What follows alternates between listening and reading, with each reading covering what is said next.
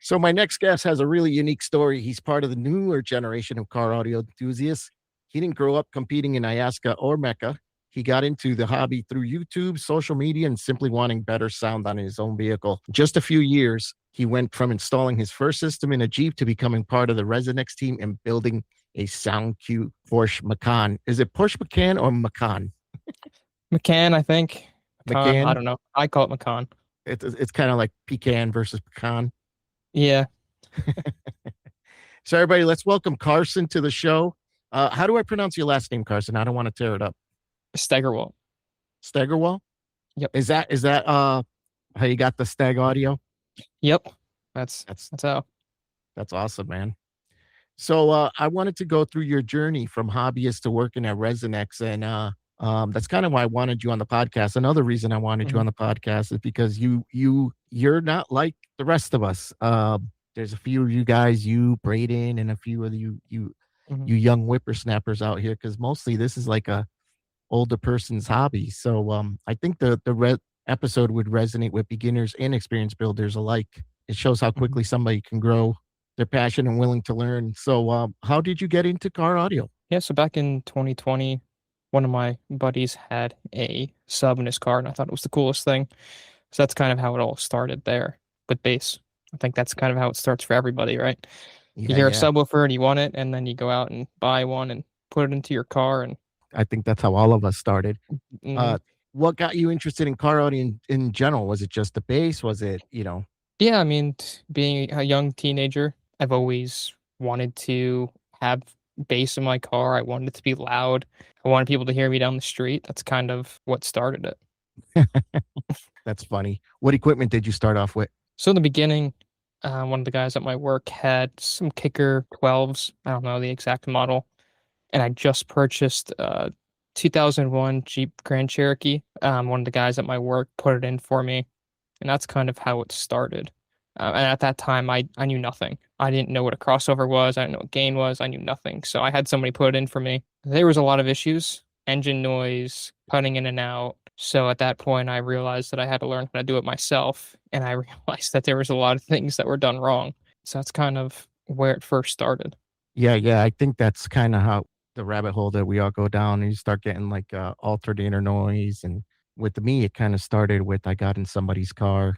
I realized how good like SQ could be. What got you Mhm. started with the SQ path? Yeah, so I built a few systems. I built one in that 2001 Jeep Grand Cherokee, and it was pretty basic. It just had kicker speakers all around, an amplifier for the door speakers and a sub amp, no DSP. And then I moved to a 2001 Jeep Cherokee XJ and built a few systems in that. A simple one at first, and then I really went down that SPL route of wanting my car to be as loud as possible, which it was pretty loud. And that I think I had 8 def bounce mid ranges in the doors up front, 4 super tweeters. There was probably like 1500 watts up front for the mids and highs, and then I had 3 kicker CompQ 12s in a ported box.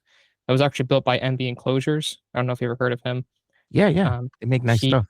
yeah, he made the box, shipped it to me from Atlanta to PA, and yeah, that was a game changer. He definitely knows what he's doing when it comes to building boxes. It was so loud, and the subs, I mean, they weren't even moving. I put them on a Salt, I think it was a 3K, Salt 3K, tore that car apart. I mean, the back hatch was cracked. Things were starting to fall apart in that car, but I was never happy with how it sounded. Yeah, yeah. So I was always trying to improve it. You see how some of these guys tune cars. First thing was, they put the microphone on the seat, well, like on the headrest. I was trying that out for a little bit, but I could never get the same measurement. I'd always put the microphone in there, and even like changing the microphone just slightly, the measurements were completely different. So I was like, I didn't really understand what was going on, and I knew it couldn't be right. And then that's kind of when I stumbled upon one of Peter's videos. I was scrolling on YouTube for a long time, and one of the videos that I found was a video on, I think it was about amplifiers. Do you need new amplifiers, or what makes an amplifier great? I forget what it was called exactly, but I found that, and I could just tell from his passion, the way he was talking, that he knew what he was talking about. And then I checked out his channel, and I was kind of blown away. And this was right after I kind of just put a new system in that Jeep. spent a ton of money on putting that all together, tons of time, and I think it didn't even last 2 weeks, and I pulled it all out. That's a lot of effort, labor and Yeah, money to just yeah, yank it out after a few weeks, huh? yep, that's just kind of how it is, I feel like in this hobby, I think a lot of people do that, especially in the beginning when you don't really know what you're doing. Oh Um, yeah, yeah. I think you we've know, all 'cause made those mistakes. yeah, and I think in the beginning too, like I didn't really know much about SQ, obviously, but when I would see people with these small tweeters or these small drivers, I didn't even bat an eye. I didn't look at it or even draw interest into it because I didn't really think that there was. I didn't think it was going to be loud. I didn't think it was going to sound good. I thought it was just like whatever. I want to put the biggest speaker I can in my car and make it sound as loud as possible. It's still going to sound good.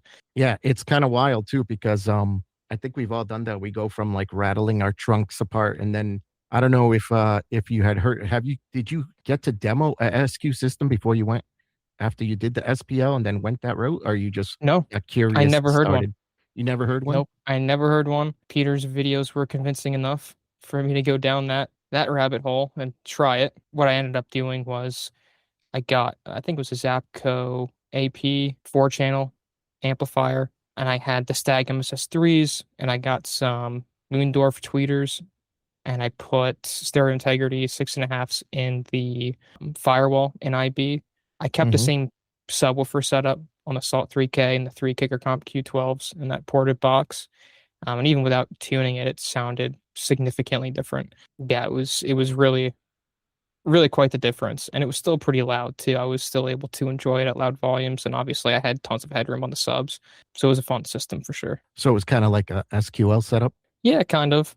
The weak link in that system was the mid bass, just because obviously integrating 6.5s to three 12-inch subwoofers and a ported enclosures, not super easy to do. You cross them higher and the system was able to get pretty loud. The Stag MSS3s could take a ton of power. They were in smaller pods that had a lot of gain, a lot of headroom in there. And same with the kicks. I was really, really surprised with the difference with mid bass performance from going from the doors, basically not even really having mid bass drivers, to IB kicks. It sounded so much better. And the Moondorf tweeters that I was using, they were the home version that they had. They were huge. They could take like 100 watts or something. It wasn't like the ones that everyone's using now, those smaller ones. They were like the big AMTs, a ton of headroom.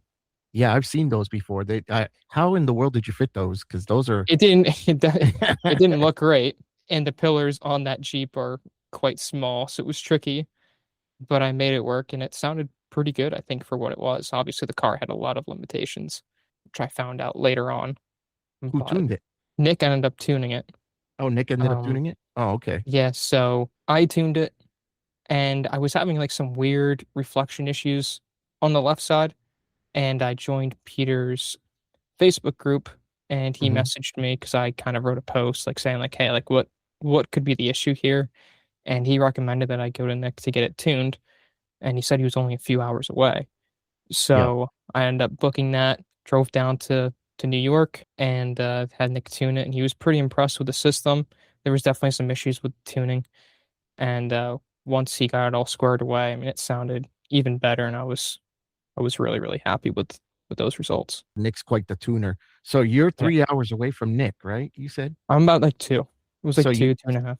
so basically I'm assuming you work remote for Nick? Yep. So Okay. that That's awesome. Yeah, he liked the system that I put in there, the work that I did in the car, and then we kind of stayed in contact. And shortly after, he kind of just randomly hit me up and was like, "Hey, you want to work for me?" And it's like, "Of course." And that's kind of how that started. I started making posts just kind of like for fun on Mhm. social media right before Nick hired me.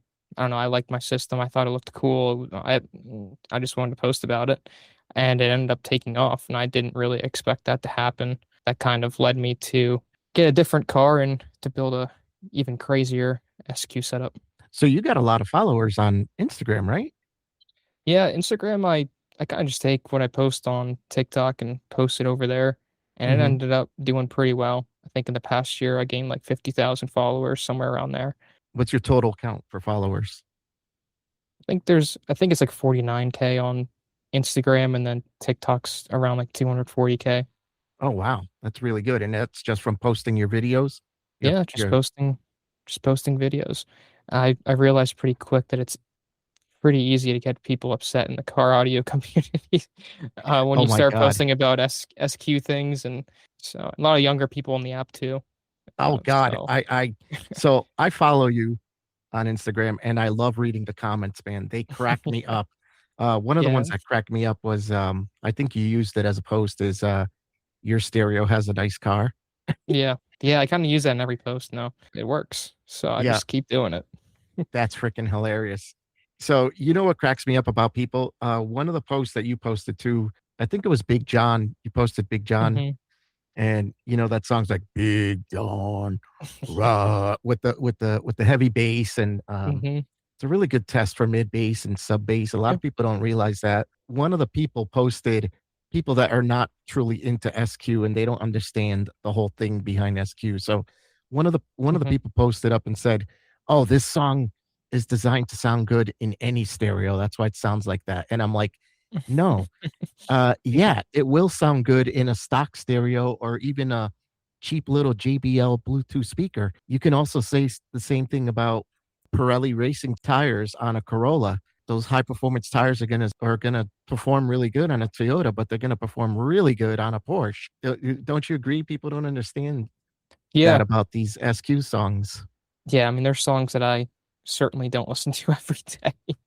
I don't think any of those songs that I post I listen to, to be honest. But it's what gets the views, right? It's people don't want to hear songs they hear every day, so I just play things that they have no idea what they even are. They watch the video, they comment about it, they're mad about it. In the internet world, even bad news, like they say, is or bad publicity is good publicity. hmm Yeah, That's I mean, so there's funny. there's a lot of people that follow me, and I've helped a ton of people and kept them from making the mistakes that I did in the beginning when I first started. 'Cause shortly after that, I wanted to do something. I was like, I have a lot of followers here. Like, what can I do to help others? And I started doing consultations for people, usually all under the age of 20, younger guys that are just getting started in this. They have some money, they want to put something in their car. And usually they all have no idea what they're doing. And I stop them from making some pretty bad decisions and saving them money in the end.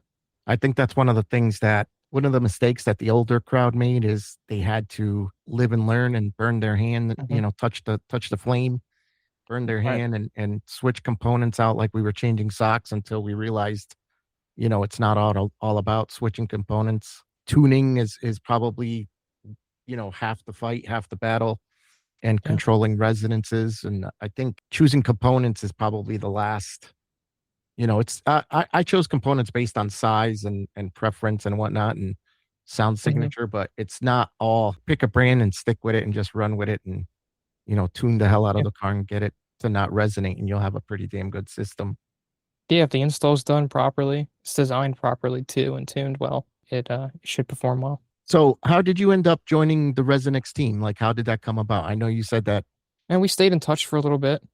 Mhm. And he mentioned it to me, a few months after, like, hey, yeah, maybe at some point, you could work for me, like part-time or something. And then things started taking off for him, and just kind of out of nowhere, he just asked me if I wanted to work full-time for him. So I said, yeah, absolutely.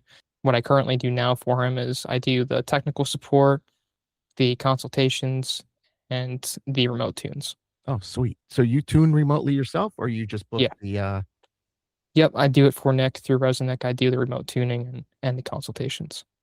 and how did you learn how to do the tuning remotely like that? From Nick. Yeah, so after I saw him do it, I went home and I started doing it and practicing on my Jeep, just making different presets. Eventually, when I got my new car, the Porsche, started tuning in that, which, funny enough, Nick actually says that's one of the hardest cars he's ever had to tune. Really? Yeah, there's a Is lot of it issues in that car.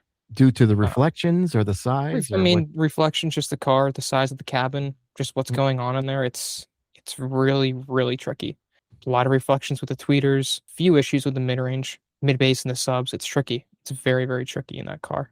Even, right now with all the equipment that's in it, even a quarter of a dB change here and there can make it go from way too much to not enough. It's a very tricky car to tune. Yeah, I've noticed every car is different. You get in Yeah, some cars and it's got phenomenal bass. Some cars have phenomenal mids, you name it, right. whatever. And you get in and you're like, man, I wish my car had a dash like this, or I wish my car had trunk space like this one. And Mhm. I noticed that every single car is a compromise.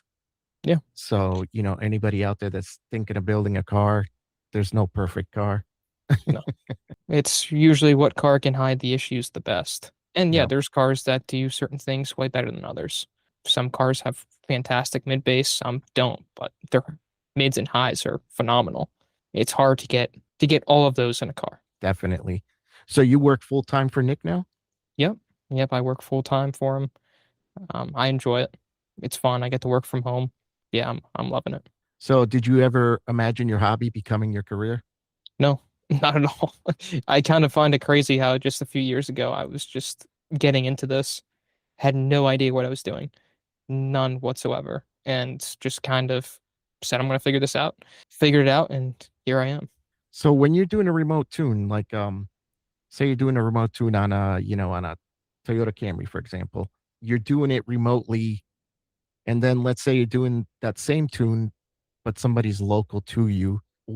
Does it come out nearly the same? Is there some small Um, improvements or that can be, polished in person versus a remote tune? yeah, it's always better to do it in person. The Hmm. problem is obviously there's people that get remote tunes from us, all the way in California, right? Yeah. In those areas, it's hard to find a local shop that's going to tune it. I don't think I've done a remote tune for somebody that had a half decent tune just based off of measuring what the car's doing. Usually, if people do have a previous tune on their car, I'll measure it before we start just to see what it looks like, and usually it's horrific. And they're coming to us because they know the tune's not done properly. So yeah, we get our customers are very happy at the end. Yeah, night and day difference. It is always better to do it in person because you can hear what's actually going on. When you're doing the remote tune, you are relying on the customer to give you that feedback of what's happening in the system, which can be tricky when things are wired out of polarity and you kind of have to sit there, do a bunch of measurements to figure out what's going on, and you kind of have to rely on them for what they're hearing too. I imagine that could be tricky because they might be saying something that it sounds too hot or something, and they're thinking it's the tweets when it's really the mid range reason, right? Right, which at the end of the day, it's their system. We're gonna make it sound how they want. But really, dialing in the center image can be tricky for some people that have never even heard a center image before. So they don't know what's going on. And you're kind of relying on them to with certain test tracks to give you that feedback. What's one of the most common mistakes people make when doing their installations on their own cars? It's usually resonance, I would say, is Yeah. the one thing. Not that I can tell that from a remote tune, but I mean, I usually hear it from people like, "Oh, my door is actually rattling like crazy." Or, you take a measurement of a mid-bass driver in the door and you measure it again and it doesn't follow what you did. That's one sign. Sometimes I go into these remote tunes and even the mid-range, I measure the mid-range, put the EQ on it, measure it again, and it's not really close to that line of where it needs to be. And that's usually from resonance. I would say that's number one thing that people have issues with. I would agree. I think it gets frustrating too when you're pushing some wattage behind a mid bass speaker and and it might not even be something rattling. It could be something plastic inside the door. I feel like the Yep. doors are made so cheap these days that like even sometimes I had a car that the door handle was rattling. We couldn't narrow it down, couldn't narrow it down. Resonix behind there, tried every trick in the book. And Hmm. at the end of the day, it was the door handle. I literally had to replace the door handle. Yeah, it's tricky. It's really tricky to know where all these rattles are coming Yeah. from, because you fix one and now you hear another. Even in my car, I took my whole trunk apart, sound treated everything I possibly could, and even at some volumes there with the rear sub, there was rattles that happen. And at this point, I don't really know what I can do. But I do feel like there's a level at which, when you're playing your subs extremely loud, things are just going to start in a car coming alive. So how old are you now, I'm Carson? 25. 25. So yeah, 25. you're younger than my son. Oh yeah. My son's 28. What do you think? Why do you think like the young crowd isn't as enamored with like SQ versus SPL, in this day and age? Like what do you think we can do to bring Yeah, I don't bring the youngsters over? I don't really know. I think, well, actually, in the beginning, when I first started, got my car, I went up to SVR for the first time. I think this was back in 2023. I just went up there to check it out. I didn't see anyone under the age of 30, I don't think. Yeah, yeah. That was kind of the first time that I realized. I was like, wait. Am I like the youngest one doing this? Like, where's everybody else at? Um, but yeah, I think what it really comes down to is the money. It's Yep. really expensive. These kids want people, for whatever reason, to be able to hear their car from across the block. They look at a speaker, a 3-inch mid-range driver. They're going to pick the 3-inch mid-range driver or the 6.5 that says it can do 400 watts and it's cheaper than that 3-inch mid-range. So I think one's definitely the money. Two, they want to be extremely loud and they want bass. So I don't think people are really into this SQ thing, but what I learned through it is your car can still be extremely loud when the install's done properly. You got the right equipment. It can still be loud and sound good. Oh yeah, of course. I mean, you could throw enough money at a car. Back in the day, kind of had the same thing. We had the the base heads and the SPL guys versus the SQ guys. And then you Mhm, had some guys in the middle that had the SQL, so to speak. And it was the same thing back then too. Like amps were expensive. They were $1 a watt back in the day. The good amps, the badass amps back in the day were all the American made amps like mhm, PPI, Rockford, Orion. I mean, I could go on and on. That was like the heyday of the audio. But yeah, back then it was pretty expensive too. It wasn't cheap. I would say it was, right, relatively speaking, maybe even more expensive because back then, like people didn't make as much money. I mean, now it's wicked right. expensive. I've seen some cars that cost as much as a house. It's just kind of a strange. Some people go with the SQ route, and some people start with the SPL route, like you did, and then Mhm, go down the SQ hole, which is like easily more expensive. You went to yeah. SVR this year, right? I went to, what was that? To SVR, Yes. Yes, I yeah, did. yeah. Richard Clark was there. Hmm. And back in the day, he had a quote that impressing somebody with a loud stereo is like impressing a nuclear physicist with a firecracker. Because it's easy to make Yeah. a car loud, but it's Yeah. difficult to Good. make it stage correctly, and make it sound good. It's very tricky. And I think that's another problem too with this younger generation getting into it, right? You spend all the money on the equipment and now you have to install it. A lot of people don't know what they're doing when it comes to putting together a proper SQ system. So it's definitely challenging. I think my car, I'm already at over 400 hours into it, and it's still Wow. not to where I want it to be. It's close. I know it can be better, and yeah, it's very time consuming. You have to know what you're doing, and I don't even fully know everything. Right? There's still things for me to learn, and I learned those along the way. Speaking of the Porsche Macan, so why did you choose the Porsche Macan? Tell us about the current system in there. Yeah, so I chose it mainly because of how it looked. I like SUVs, and Hmm. when I came across that, I thought it was one of the best looking SUVs out there. Other than the one that Ferrari makes, I like that one too, but it's like 600,000, so not gonna do that. Is that it? Yeah, yeah, it's crazy. But yeah, I like the way the car looked. The interior was super nice. The dash is relatively flat, so I figured, it would be a good platform to put a system in. Looking at it now, probably not the best car to build in. It still sounds pretty good. It's gone through a few iterations. In the beginning, I had Zapco amplifiers, the Stag MSS3s up front, and then obviously when I started working for Nick, we put the Accutons in, the Micro Precision amps, the Brax DSP. Currently, it has the Gus 10-inch front sub and 15 in the rear, which is just a prototype. We don't recommend using that in IB. It had a stiffer suspension, so we put it back there just to, for fun, to test it out. I have the Diamond Accutons up front, along with the Accuton Automotive 3.5s in the dash and the 6.5s in the sealed kicks. And those things are pretty damn expensive too, right? Those They are, yeah. Accuton line. Yeah. The Accuton Automotive line it's pricey. Yeah. But they're the best speakers that I've heard on the Yeah. market for sure. So I always tell people, I'm like, because people are like, oh, I would never spend that on this, or I would never spend. Some people like, oh, you're crazy for spending that on a. And I'm like, well, everybody has a vice. Some people love to spend money on wine. Some people love Hmm. to spend money on women, booze, whatever, cars, whatever their hobby is. Everyone has a vice. Everyone has a weak spot, whether it be food. Um, Right. I don't, I don't, I don't begrudge people. Like if somebody's got a marble counter, and I'm like, oh, that's snake oil, snake oil. It's like, well, he could do the same thing with a wood counter that he can with a Hmm. marble counter. There's levels to this stuff. Right. So if you can afford diamond tweeters or Accuton speakers, or if you can afford Focal, micro precision, whatever, more power to that person. Like I would not begrudge somebody for whatever they if you can make your system sound good with Rockford Fosgate and Kicker, so be it. Mhm. Not everybody can afford.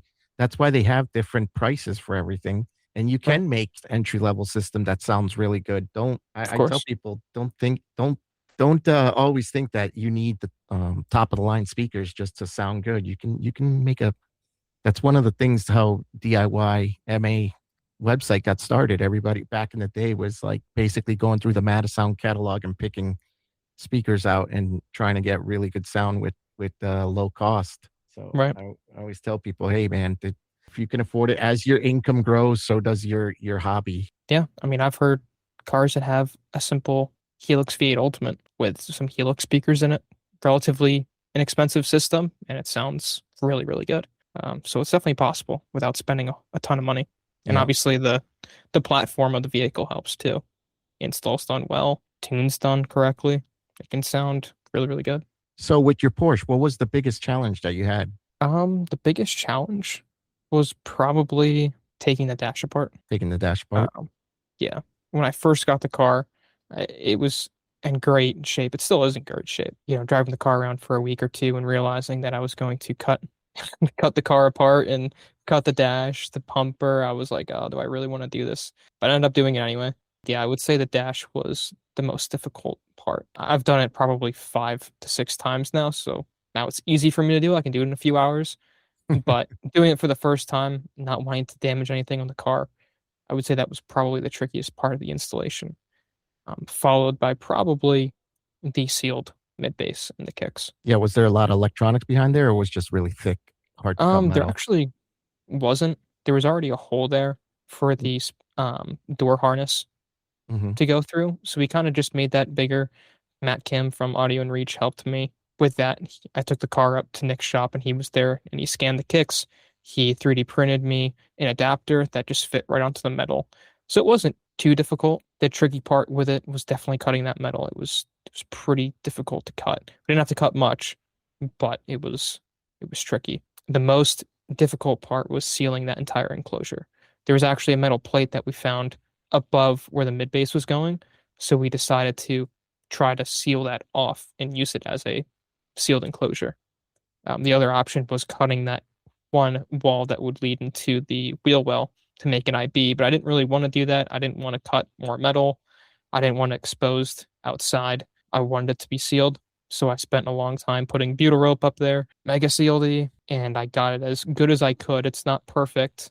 We tested it and it does leak a little bit here and there, but there's nothing you can really do to make it perfect. But it sounds pretty good. So how do you keep your car so clean? Because when I stepped in that car, I was like, "Oh my god, this thing looks like you could perform surgery." Is that your daily It driver, or do is. you? Wow. Yeah, it's my daily. And the crazy part about that is before I worked for Nick, I did get that car and I was working at a metal fab shop. It was about as dirty as it gets, and I kept it as clean as I could. That was tricky. And now, obviously, working from home, I don't drive it as much. I'm also not dirty. You're Yeah, not I rolling think, around in the dirt. yeah, not covered in metal shavings or sand. So that helps not working there anymore. Yeah, I don't know. I try keeping my car as clean as I can. Yeah, no, when I got in it, I was like, "Wow, this thing looks like it's hermetically sealed." I was like, "Jesus, it's so clean." Yeah, I was surprised it was in that good of shape when I bought it too. For being a 2016, the owner kept it in really, really good shape. And there were some years that I saw on the logs that they didn't even drive it for some years. He put like 100 miles on it. So it was a car that was kept in good shape, taken care of. When you see cars like that, it's previous owner probably had 3 or 4 cars. Right. 'Cause I work in the car business, and I've noticed, sometimes when we're buying cars from people, I saw, like, an Acura last week.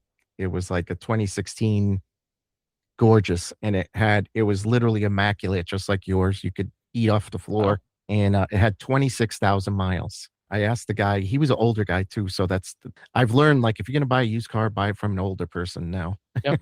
Yep. But I asked him, I said, "Hey, what's with the low mileage?" He's like, "Oh, I like to drive my Toyota pickup truck." He's like, I much prefer that one. And like I said, some people have two, three, four cars, so they barely put mileage on them. But yeah, Yeah, my neighbor, she has like a Honda, I forget what it's called, the exact model. Maybe it's a CRV. yeah. 2017, they got it brand new. 2026, they have like 12,000 miles on it. Oh Like wow, brand new condition. it kills me when people sell a car like that too. Like it's like, Hmm. why are you selling it? It's got so low miles. So is the build finished? Or are you planning any upgrades on it? No, it's never finished. But hopefully we get to the point that it's done. There's a few things that need to be done. Nick's coming out with his IV subs eventually, so that'll get replaced for the rear Yeah, sub. Want to make a new amp rack, one that's a little bit more serviceable, looks a little bit nicer. looks pretty good now. My OCD's kind of freaking me out because the amps are a little bit on a slant. I don't like that. So we're gonna try to make something a little bit nicer for back there. I also want the micro precision amps to flip up, and then the goal is to put the RX2 amp underneath it with the bracks, so everything's easy to service. And I kind of want all the equipment on one rack, so it could be removed if needed. Not that I ever would, but that's kind of the plan there with the trunk. Up front, we're going to make new A pillars for the Accuton Automotive Diamonds. We're going to move the mid range out on the dash closer to the pillars so we can get a little bit more of a wider stage. We can Hmm. move them about like a driver over if we cut into the A pillars. So Yeah. that's a plan there. And then a new front sub enclosure, just because the current one resonates a little bit, especially with going with that Gus up there. It can move some serious air and needs a more rigid enclosure. And yeah, I think that's kind of it. And then obviously chasing down the endless rattles. Those are never ending. Yeah. Yep. What's the timeline for the infinite baffle line of the gut? Or what's he's calling those a different name, right? Odin, I think. I think that's Odin what or he's calling them. Peter? Yeah, Yeah, yeah. Odin. Odin. But yeah, I don't know exactly when we're coming out with those. I don't think Hmm. they've even started the prototypes for those. So it's probably going to be a little bit yet we get those out. So you got a behind the scenes look with the whole Nick rolling out the Gus line. Hmm. How was that? Like that must have been the first when you first started taking orders. Was that pretty crazy or It was was that pretty crazy, yeah. better than expected? Way better than expected. I thought it was going to do really well on launch day. He didn't think it was going to do as well as it did. We sold a ton of them. And I think that we're going to sell even more once people get them in their hands and people start hearing them. I think that it's going to go even crazier the first month they come out, or maybe a month after, once a lot of people get to hear them. And everyone, I think, is going to want one. Once you get them out in the street and in the public, people are going to start reviewing them and Yeah. throwing in their 2 cents. So Yep. that'll be exciting. With the 15 that you threw in the back, what you have before? Acoustic Elegance Yeah. Acoustic for, elegance. for Infinite Baffle. It was a 15 or 18? 15. 15. How does I know the one that you guys got back there, the Gus 15 isn't, I Mhm. know it's a prototype, it's not designed for Infinite Baffle, but how does it compare to the Acoustic Elegance in the way that you guys Yeah. have it now? It's different. It feels like there's a lot more body on the low end, but there's a lot more moving mass compared to the acoustic elegance, which unfortunately results in a lot of things coming alive and rattling. So the whole amp rack just rattles, especially with the micro precision amps with their acrylics, the acrylic tops. They started vibrating pretty bad once that rear sub was going. So yeah, with all that moving mass, it just caused everything to come alive back there, which was kind of a bummer, but it definitely does something different. I felt like with the acoustic elegance, the low end was there, but there was just no body with it. With this, Hmm. they just felt like there was more impact on the very low notes. So did you compete with the Gus at Yeah, HVR this last season? at SVR, I did. SVR, that's right. I'm sorry. I know you didn't have the Gus at HVR, right? No, no. No, no. Okay. At SVR, what did you get? Didn't you get like ninth placed? Yeah, ninth, same as last year, but the competition this year was definitely much better. A lot of good cars there this year, so I was pretty happy with that, even with known issues. And Emma Master Unlimited, I think I got third place, which unfortunately, when they did listen to that car, it was like first thing in the morning on Saturday. We didn't listen to the car, and for whatever reason, the rear sub was like 45 degrees out of phase with the front sub. We think once that sub kind of broke in a little bit, it changed something. And we still got third place, so I didn't think I was going to place in that after hearing what it sounded like. But Yeah, the competition, I mean, it does get stiffer and stiffer every year. You got people nipping at, the old guard's heels, and then you got the old guard also, they don't Right. sleep on their systems. They Yeah. don't put it away for the winter and then not do anything to it. But yeah, it's a dog eat dog world. What did the judges say that, what weaknesses, or what did they say about the Porsche? Like what areas of improvement that you could do? Yeah, I think the biggest improvement that I can make is the width. The It's width? a limit. Yeah, the width of the soundstage. I think that's the biggest limitation in that car, as of right now. So I think, moving those mid-range drivers out further on the dash will help with that. And maybe, that even a few points in that category can move you from ninth to, third. Because the spread between the places from ninth and first aren't that much. But I Yeah. would say that's definitely one of them. Possibly putting the tweeters in a better location is another. I think Hmm. that'll help a lot. Definitely when I rebuild the front sub enclosure, that'll help because of all the resonance that is coming from that enclosure. I think that maybe I would say once I get the Odin sub too, I think that's going to help a little bit. Yeah, it is tough because I kind of have the same issue with stage width. I have a really solid center and tonality is really good, but my dash isn't very wide. So I'm kind of limited to where I have the speakers placed. And without Mhm. getting to major surgery, it's tough because Right. at the end of the day, physics is physics. The wider dash you have, the wider of a soundstage you can perceive in a car. Mhm. And sometimes it's all about those compromises. You know what I mean? Like, Yeah. I can't tell you how many times I get in somebody's car. Like, for example, like a Challenger has a really large dash. The Camrys have a Mhm. really wide dash. Some pickup trucks have really wide dashes, but and then you get in there and you're like, oh man, I wish my dash was that wide. Or you know what I could do? I could rip apart the dash and maybe take the windshield out and make some holes there. And then it's like, and then in the the other side of my brain is going cha-ching, cha-ching, Yeah. cha-ching. Making it look good too, right? If it's Yeah, your daily yeah. driver, there's going to be a compromise there. If you don't care about how it looks, you can put the speakers in optimal locations. It's just going to it can look a little goofy. So there's always a compromise with that. I'm the type of guy where like I'm not big on making the car not look like a car. I give big respect to some of these guys that have like completely redone the dashes and Hmm. but you get in there and you're like, this does not look factory. Right. And it bothers the hell out of me. I don't know about you, but if it doesn't look OEM, even right now I have pillars, my mids are in the pillars and I don't like it. Hmm. I don't have factory locations in my dash. Yeah, I'm not necessarily happy with the way mine looks right now either, just because it doesn't look OEM to me. Care about that in the beginning. Yeah. And now that I've been doing it for a little bit, I realized that, making it look factory and making it blend in is definitely the route that I would prefer. Having bulky mid-range pods on there or, tweeters, bulking pillars. Yeah, definitely making it look OEM is my preferred way. Yeah, that's definitely one of the things that bothers me is it doesn't look OEM in my car either. And I would love to kind of go back and I mean, this probably in the next couple of years, I'll attack that if I still have the car that is and try to tackle that because it does bother me, but it's like because you can get really great sound with not so optimal locations too, you know what I mean, with Yeah, DSP these days. I'm hoping to fix that in the next couple of years, that or maybe go with another car. I don't know yet. This hobby gets expensive and it never it does. ends.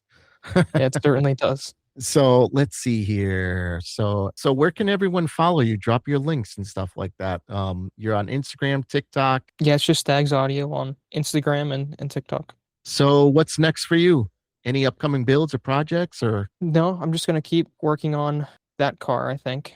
The Porsche for now. I might put something in my brother's car here. I did get equipment for it, but it's just finding the time to put something in it. It's a lot of work, and I'm still working on my car. That'd probably be the next thing after my car is what putting kind a of car does system. your brother have? He has a Lexus, No, that's a good platform but actually. it is, yeah, it's a pretty good platform. Yep. So it has 4-inch dash locations, build something for the tweeters on the A pillars, mid bass in the doors, get a sealed enclosure for the rear, and with a DSP amplifier and an amplifier for the sub, and call it a day. You going with infinite baffle or sealed? Sealed. Yeah, we're Sealed? gonna do sealed. Yeah, Yeah, probably put a yeah. Gus back there, maybe a 15 or two 15s since he likes bass. That's awesome, man. And the doors have 8-inch, right? The front doors? I think they're 6.5s Oh, they're in six this and a half. year. Yeah, Oh, this is okay. an older car. I think it's a 2013. I think it is. 13. Oh, Yeah, okay. 2013. It's a little bit older, but Because very a lot of quiet on that. the road. Oh yeah, it's awesome. Like Lexus is. I don't know if this is true. I heard that Lexus used to put sand between the firewall, Oh, really? uh, in the spaces. Yeah, it's a because sand is a really good sound absorber.